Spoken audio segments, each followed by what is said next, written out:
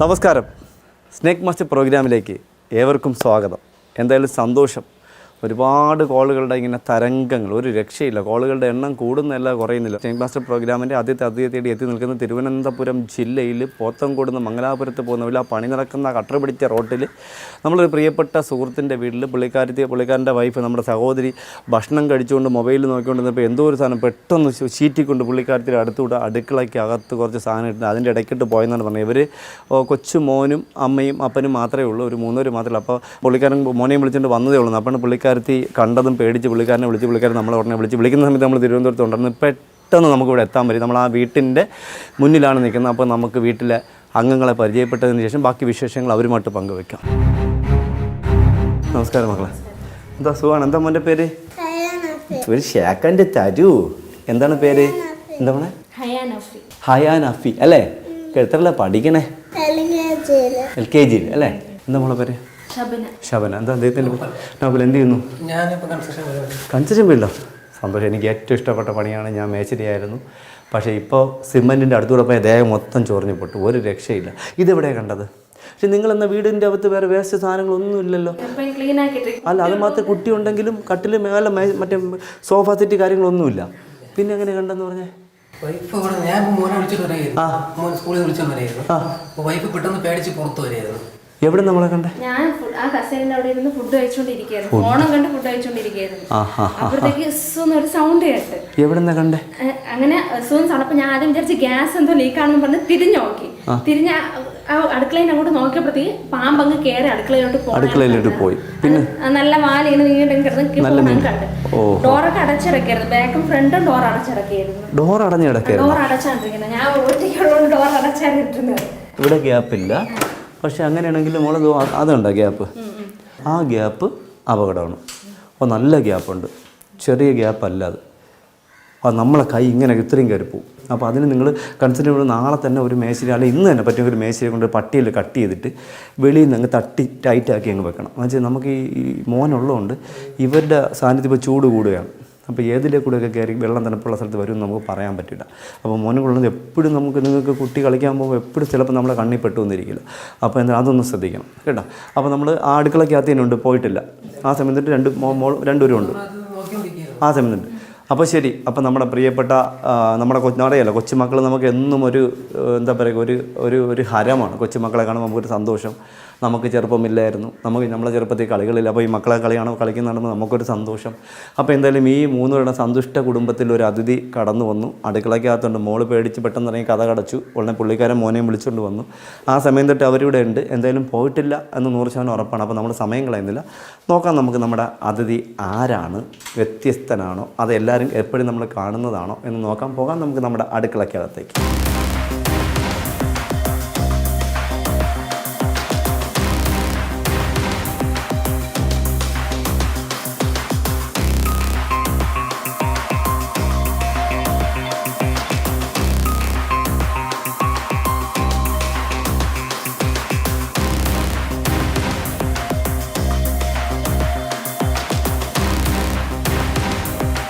സാധാരണഗതിയിൽ നമ്മൾ ഓരോ വീടുകളിൽ പോകുമ്പോൾ കാണുന്ന കച്ചവടങ്ങളൊന്നും വാരി കൂട്ടി അധികം വെച്ചിട്ടില്ല വീടിനകത്ത്. അവർ 3 പേരേ ഉള്ളൂ. പിന്നെ അധികം കൊച്ചുമോനും അച്ഛനും അമ്മയും മാത്രമേ ഉള്ളൂ. അപ്പോൾ അധികം ഇവർ എന്താ പറയുക, സാധാരണ ഒരു വീട്ടിൽ ചെല്ലുമ്പോൾ ഈ വേസ്റ്റ് ഇതിൻ്റെ അടിയിലൊക്കെ ഉള്ള ചപ്പും ചവറും കുപ്പിയും എല്ലാം വരും. ഇവിടെ എങ്ങും ഒന്നുമില്ല.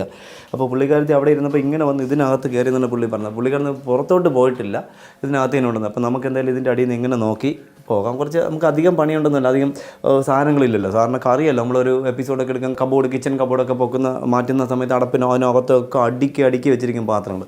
അതൊന്നുമില്ല, വളരെ നീറ്റായിട്ട് കൈകാര്യം ചെയ്തിരിക്കുന്നു. അപ്പോൾ നമുക്ക്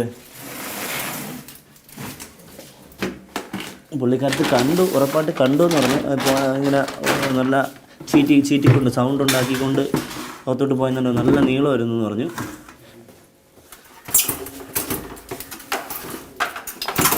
നല്ല നീളം വരും, നല്ല വണ്ണം വരുന്നു. അപ്പോൾ എന്തായാലും ചെറുതല്ല എന്തായാലും.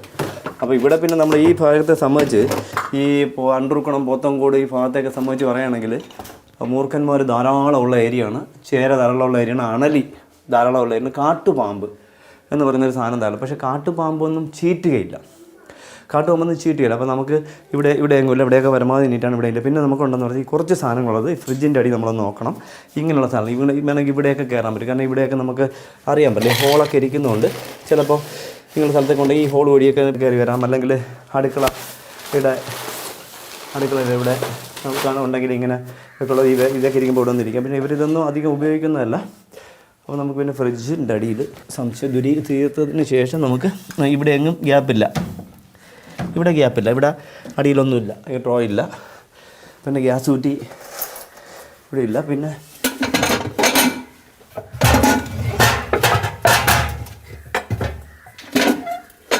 മോശം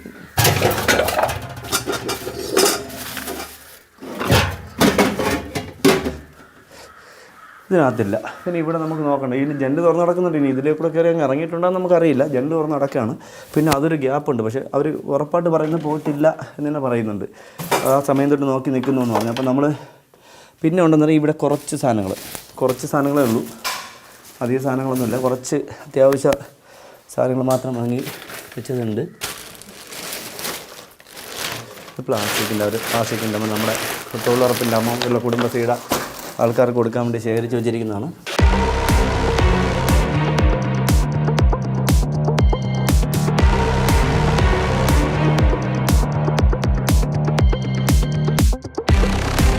നമ്മളിവിടെ നിന്ന് കുറച്ച് വയ്ക്കുന്നത് കാരണം എന്നറിയാം.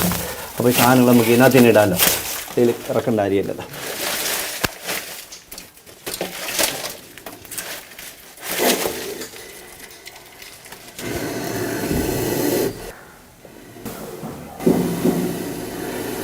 അപ്പോൾ ഉറപ്പായി നമ്മളിവിടെ തട്ടിയത്. അപ്പോൾ ഇവിടെ ചീറ്റുന്നു സൗണ്ട്. അപ്പം പുള്ളിക്കാരത്തി കണ്ടത് മസ്റ്റ് ഉറപ്പ് 100% ഉറപ്പായി. അത് എന്തായാലും ആളുണ്ട്, നമുക്കിവിടെ കേൾക്കാം. അടിപൊളി.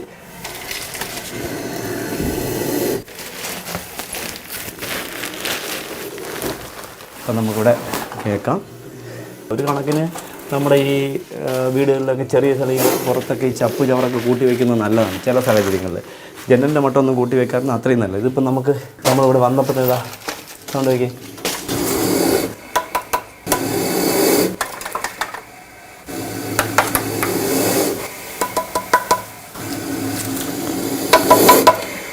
അല്ല, നല്ല സൗണ്ട്, അടിപൊളി സൗണ്ട്.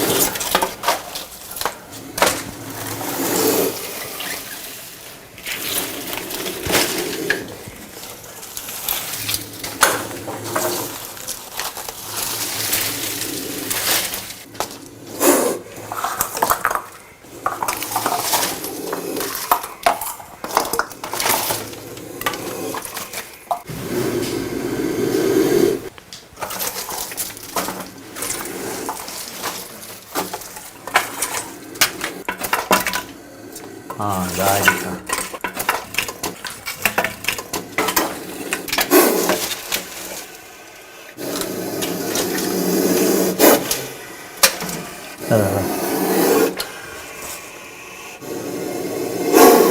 സൂപ്പർ. എന്തായാലും ഇത് നമ്മുടെ കൊറോണയൊക്കെ വന്ന സമയത്ത് ആൾക്കാർക്ക് കഫക്കെട്ട് ശ്വാസം മുട്ടലൊക്കെ ഉണ്ടായ കണക്ക് നല്ല ഒന്നാം തരം നല്ല സൗണ്ട്, നല്ല ചീറ്റൽ.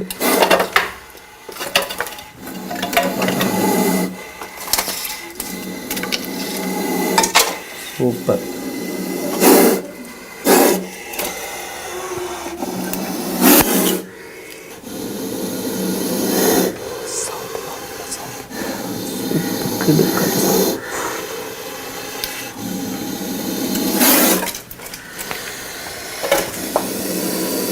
ഒന്നൊന്നര സാധനം.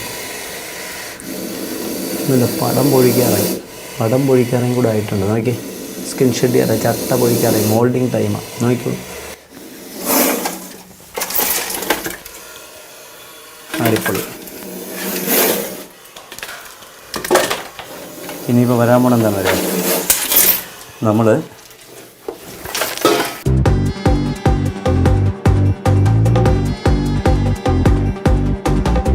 അത്ര വലുതൊന്നും അല്ലാത്ത എന്നാൽ പടം പൊഴിക്കാറായ ഒരു ചെറിയ അതിഥി. അദ്ദേഹത്തിന് എനിക്ക് തോന്നുന്നു ഇപ്പോൾ ഇവർക്കൊക്കെ വെള്ളത്തിൻ്റെ ആവശ്യം അനിവാര്യമാണ്, വെള്ളം കുടിക്കാൻ അനിവാര്യമാണ്. അതുകൊണ്ട് ഇവർ അന്തം വിട്ട് ഇങ്ങനെ വീടുകൾക്ക് പരിസരത്തൊക്കെ ഇങ്ങനെ എത്തുന്നതാണ്. അതുകൊണ്ട് നമ്മൾ പറ്റുമെങ്കിൽ നമ്മുടെ എന്താ പറയുക, വെള്ളം നമ്മൾ കിളിക്കൊക്കെ വെള്ളം കുടിക്കാൻ സാറിന് പുറത്ത് വെച്ച് കൊടുക്കാറുണ്ട്. അതുപോലെ ചെയ്യുന്നത് നന്നായിരിക്കും. നമ്മുടെ വീട്ടിൽ കിട്ടുന്ന വേസ്റ്റ് വെള്ളം അടുത്ത പറമ്പിലോട്ടൊക്കെ വേനൽ സമയത്ത് ഒഴിക്കുന്നത് വളരെ നന്നായിരിക്കും. അതുപോലെ തന്നെ നമുക്കിവിടെ ഒരുപാട് അതിഥികൾ, അപ്പോൾ അവർക്ക് അറിയില്ല ഇത് വീടാണ്, നമ്മുടെ എന്താ നമ്മൾ മാർബിൾ ഇട്ട് ഗ്രാനൈറ്റ് ഇട്ടു എന്നൊക്കെ പറഞ്ഞാൽ അവർക്കത് അറിയാൻ പറ്റില്ല. അവർ ഇഴഞ്ഞ് വരുമ്പോൾ കിട്ടുന്ന ഗ്യാപ്പിൽ കൂടെ എവിടെയാണോ അവിടേക്കും കയറും. അതിന് വീടാണെന്നോ അല്ലെങ്കിൽ ബാത്റൂമാണെന്നോ അങ്ങനെയൊന്നുമില്ല. അവർക്ക് കിട്ടുന്ന സ്ഥലത്ത് അവരങ്ങ് കയറി പോകും. അല്ലാതെ അവരെ കുറ്റം പറഞ്ഞിട്ട് ഒരു കാര്യമില്ല.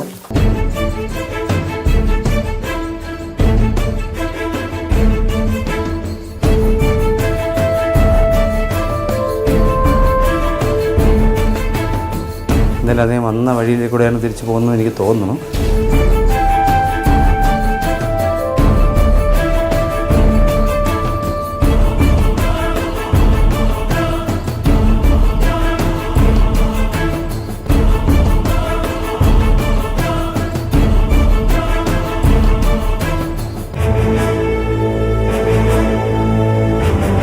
എന്തായാലും അത് അടിപൊളി. അപ്പോൾ അത് വന്ന വഴി അവനെ നന്നായിട്ട് അറിയാം.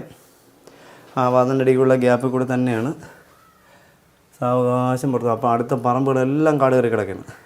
കണ്ടോ, ആ വന്ന വഴി കൂടെ വന്നു. എനിക്ക് ബക്കറ്റിൽ വെള്ളമുണ്ട്. വെള്ളത്തിൻ്റെ ഈർപ്പം കിട്ടിയോണ്ടായിരിക്കും തല ഇങ്ങനെ വെള്ളത്തിൻ്റെ അടുത്ത് വെച്ച് നമ്മൾ നിൽക്കുന്നതുകൊണ്ടായിരിക്കാം മിക്കവാറും അദ്ദേഹം വെള്ളം കുടിക്കാത്തതെന്ന് എനിക്ക് തോന്നുന്നില്ല. മിക്കവാറും അതിൽ നിന്ന് വെള്ളം കുടിച്ചതന്നെ. വെള്ളം കുടിക്കണമെന്നുണ്ട്. കവിള് ഇങ്ങനെ വീർപ്പിക്കുന്നുണ്ട്. നിങ്ങൾ ചട്ട പൊഴിക്കുക, സ്കിൻ ഷെഡ് ചെയ്യാറായി. ഇതാണ് അടുത്ത പറമ്പിൽ കിടക്കുന്നുണ്ടോ. ആ പറമ്പ് അത്രയും കാട് കയറി കിടക്കുന്നു. ഈ പറമ്പ് കാട് കയറി കിടക്കുന്നു.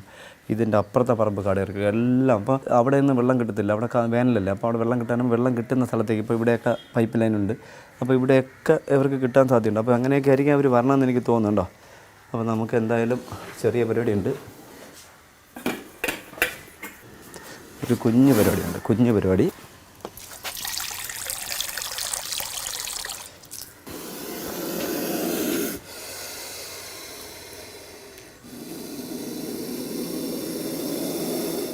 ഇത് കണ്ടോ, വെള്ളം കുടിക്കുന്നുണ്ടോ. വെള്ളത്തിന് വേണ്ടി തന്നെയാണ് പക്ക 100% വെള്ളത്തിന് വേണ്ടി തന്നെയാണ് അവർ വന്നത്. നോക്കിക്കോളൂ,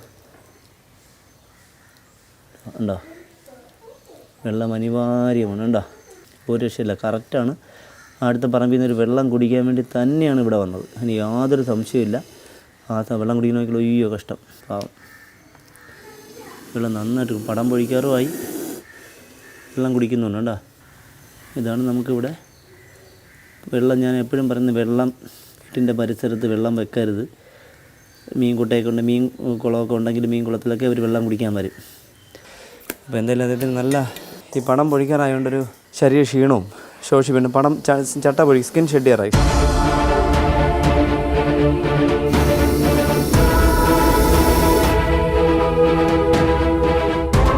കുഞ്ഞു മുറുകൾ വെള്ളം കുടിക്കുന്നത് ഞങ്ങൾ കണ്ടു.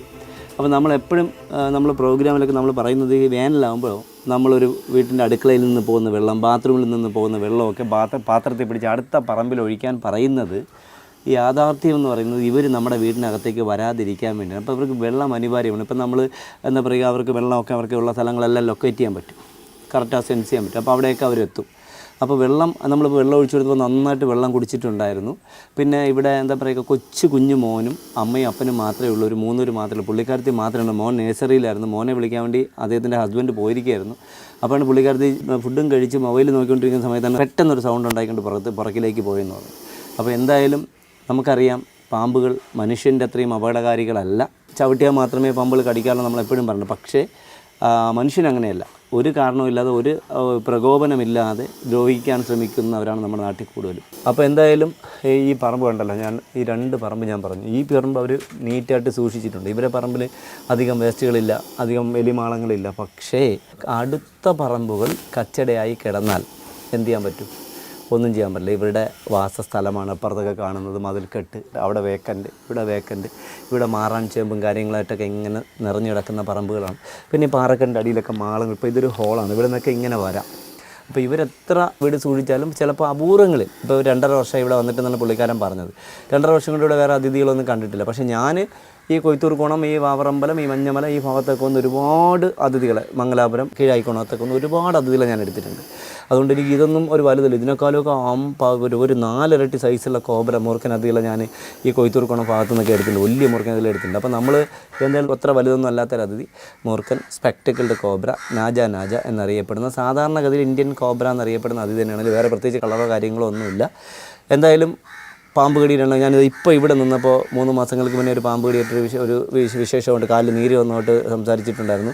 വിഷമമെന്ന് പറയും, ഇന്നലെ ഒരു മകനെ, ഇന്ന് 3 ദിവസമായി ഒരു മകന് മൂർഖൻ പാമ്പിൻ്റെ കടിയേറ്റ് മോനെ SIT കൊണ്ടുവന്നു. എൻ്റെ പ്രിയപ്പെട്ട നല്ലവരായ നാട്ടുകാരോട് പറയാനുള്ളത്, എപ്പോഴും നമ്മുടെ മക്കൾ പുറത്ത് കളിക്കുമ്പോൾ നമ്മുടെ കണ്ണ്, ഒരു കണ്ണല്ല 2 കണ്ണും മകനിലത്തെ കുട്ടികളിൽ തന്നെ ഉണ്ടാണ്. കാരണം അറിയാമല്ലോ, നമുക്ക് കൊച്ചുമക്കളാകുമ്പോൾ ഇങ്ങനത്തെ ഇഴജന്തുക്കളൊന്നും ശ്രദ്ധിക്കാൻ സാധ്യതയില്ല.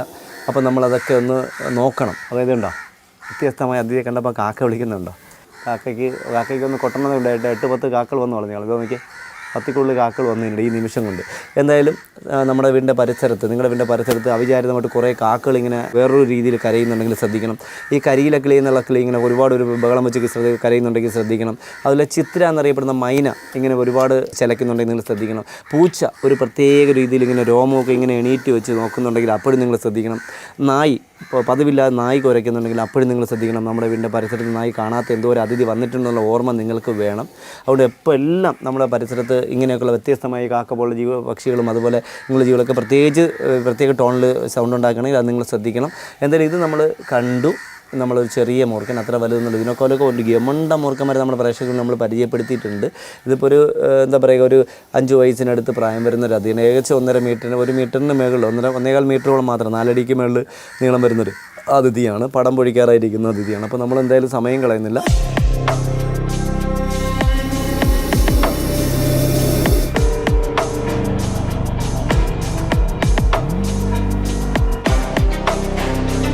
ചേട്ടാ ചാക്കിഞ്ഞ് തരാമോ? അപ്പോൾ നമ്മൾ എന്തായാലും അദ്ദേഹത്തിനെ ചാക്കിലാക്കുകയാണ്. അപ്പോൾ അദ്ദേഹം നമുക്ക് വേറെ പ്രശ്നക്കാരനൊന്നുമല്ല.